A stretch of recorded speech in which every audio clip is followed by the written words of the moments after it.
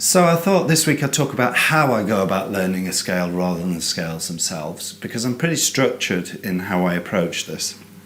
And what I do is, the first thing I do is I refinger the shape for consistency.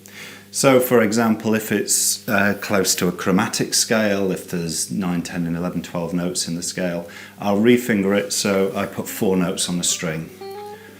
If it's more like a major or a minor scale or bebop or something like that, where there's 7, 8 notes in an octave, I'll finger it so that there are 3 notes on a string.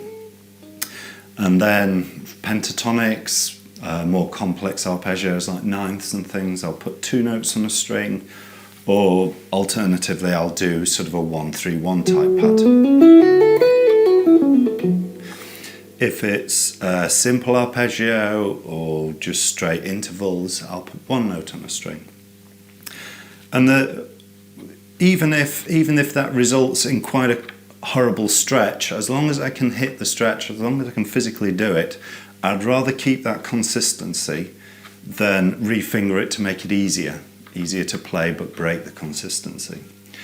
And the reason why I do this is because when you're learning a new scale and a new arpeggio, you're learning it on a number of different levels.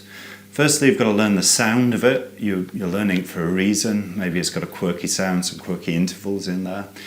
You've got to learn the new shapes themselves, physically how they look on the neck. And you've also got to learn the motor skills as well. You've got to learn physically how you're going to play it, how you're going to move between the strings as well. And by being consistent in how you lay the scale out on the neck means that you can draw on your existing motor skills, which means that you don't have to do so much of the motor skills side of it. You can focus more on the music side of it, which is why I like to do this.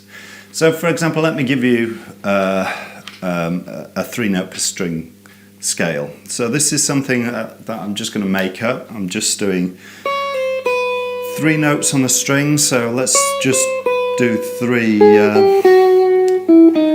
semitones that are next to each other all the way across the neck. I've never played this before, I'll probably never play it again.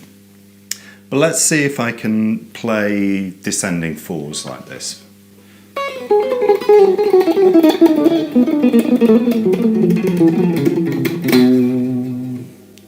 So not too bad, and as you can see, I've never played that before.